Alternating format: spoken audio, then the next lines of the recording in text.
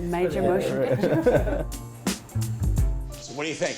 I love it. You shouldn't spoil me so. Well, why not? Who else am I gonna spoil? Have a very high batting average in the sense that you don't do crappy movies. When you pick parts, what is the first thing that attracts you to it? That's very kind that you say that. I mean, not everyone goes to see them. You know, and often people will discover a film you've made on an aeroplane or, you know, in the remainder bin at the video store. Do video stores even exist anymore? I'm revealing my age. Look, it varies. Sometimes it's the script, usually it's the director. But now I've got 3 children. So your relationship to your work and the time that you've got to do it utterly changes. But in the end, I think it's being in dialogue with the director. Because I've learned over the years that the most extraordinary screenplay can, and the most vital scene, scene 32, which is the turning point for your character, is suddenly when the film's edited together, it's expendable. But that's the blessing of working with someone like Woody, is that 97% of his direction is in the script.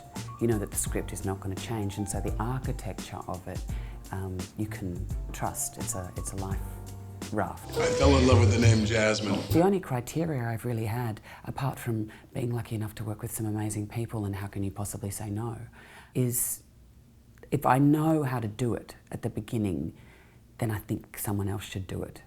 Because so you always want to think this is an unsolvable problem, because then you've got a kind of a dangerous and dynamic relationship to the material,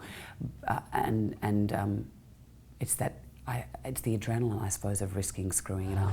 No, I have never been to San Francisco. I'll be staying with my sister. Jasmine! Oh my God. Look at you. Your place is homey. Among critics, they're saying this is Blanche DuBois meets Ruth Madoff. Look, I think it's obviously because of the film's setup, but I'm a bowerbird. I will pick, borrow, steal from anything.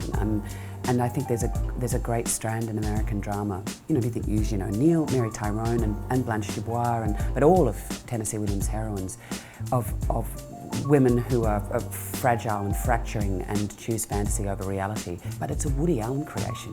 It's absolutely through his prism of understanding, his sense of humour, his understanding of how absurd and tragic life is simultaneously. So you have to play that. Jen just told me all about you.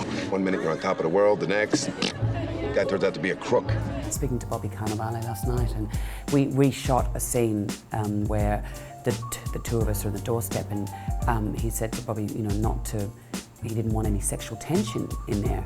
No one wants to get out of here as fast as I do. I'm sure this is a big come down from what you're used to. But both of us, of course, thought there should be like Stanley and Blanche, but he wasn't interested in that. So it was a very, very different tone. And the rhythm of Woody's writing is entirely different to the rhythm in Tennessee Williams. There's only so many traumas a person can withstand till they take to the streets and start screaming.